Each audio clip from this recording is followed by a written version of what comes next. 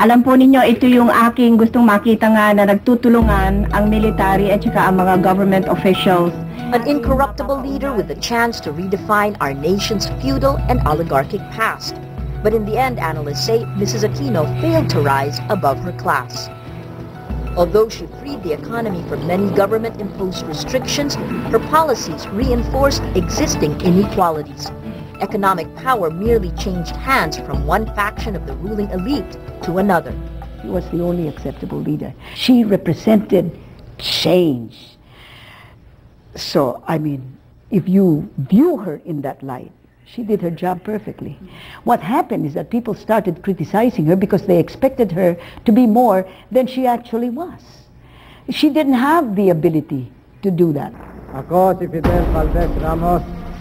Her anointed successor, Fidel Ramos, is largely seen as a more successful leader, but he continued the return to traditional politics and solidified a political feudal system which kept intact a mass base for patronage. The return of traditional politicians came with modest economic growth, but little of it trickled down to the poor. That set the stage for the rise of Joseph Estrada, former movie star who played Robin Hood roles. Ako si Joseph Estrada.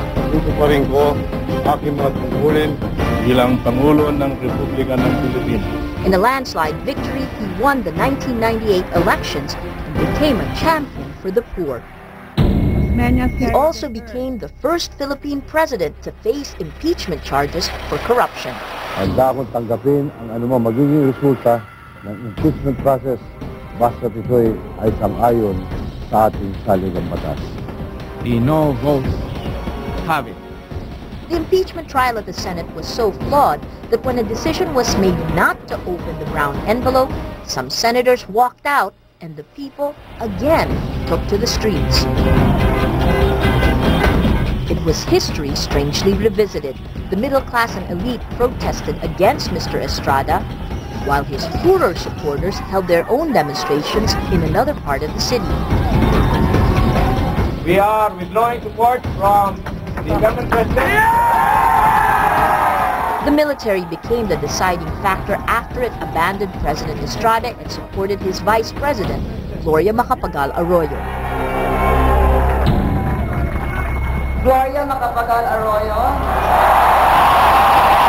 Vice President of the Philippines, do solemnly swear that I will faithfully and conscientiously fulfill my duties as President of the Philippines.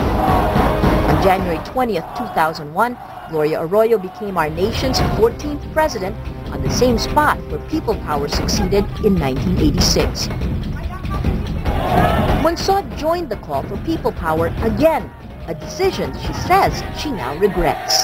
We went there, because we didn't like what we were seeing in the Senate, right? We were expressing, and then I think we were manipulated a little, because in the background, behind the scenes, which we didn't know about, there was already, there seemed to be, or at least from the point of view of hindsight again, there was already negotiations with the military. It was a mistake. I don't want to do it again. She is not alone. While many see the original People Power as a model of nonviolent resistance, the letdown in later years is a lesson in the limits and even the destructive effects of a popular uprising.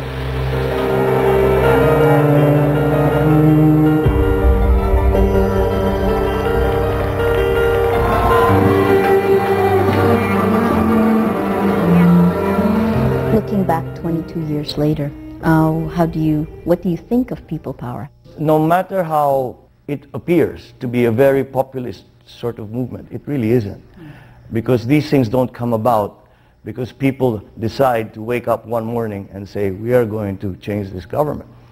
What happens is that very interested groups, powerful interested groups, plan it. And so whoever is installed owes their mandate to those groups. So they end up having to satisfy those groups. And so that is what they do with their presidency. The unwieldy political alliances of the two presidents who rallied people power, as well as nearly a dozen coup attempts against the two women, are only some of people power's destructive legacies. Many have said it before, that changing a government is easy compared to the difficult task of actually governing. People power changed the leaders, but each time our nation scrambled to rebuild shattered institutions.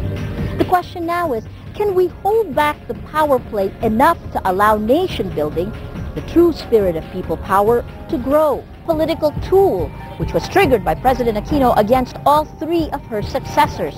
She blocked President Ramos from changing the Constitution in what many feared was an attempt to keep himself in power, and she was a key voice in people power too. But there's a major difference between 1986 and 2001 because the protest which brought Mrs. Arroyo to power 7 years ago deposed a duly elected leader, not an overstaying dictator. That key difference would haunt President Arroyo when Mr. Estrada's supporters tried to launch People Power 3 against her. That further blurred the lines between people power and what some international observers called mob rule. This did not surprise Pulse Asia chief Felipe Miranda. During the Senate hearings, he conducted a tracking poll.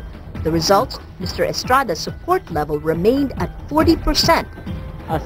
He gives us an idea of the manipulations behind the scenes, saying he was attacked by some of the men who commissioned the survey. They did not like it. Sabi, Pepe naman kayo na lang ang natitirang nagsusupport sa kay ERAP. Kako, we are not supporting ERAP. We are reporting our findings. That experience told me that people, so concerned about the ends, would in a Machiavellian way, disregard the means. And these are the people who would be among the most moralistic and such disillusionment. But that 40% support level explains why Mr. Estrada remains politically significant and why his candidates, including his wife and son, won office. If people had been very clear about the guilt of ERAP, this thing would not have been possible. The corruption charges against him centered on hueteng, an illegal numbers game. It did not involve public funds like the corruption charges now facing President Arroyo. To most Filipinos, the corruption that put Marcos into the Guinness Book of Records only seems to have gotten worse.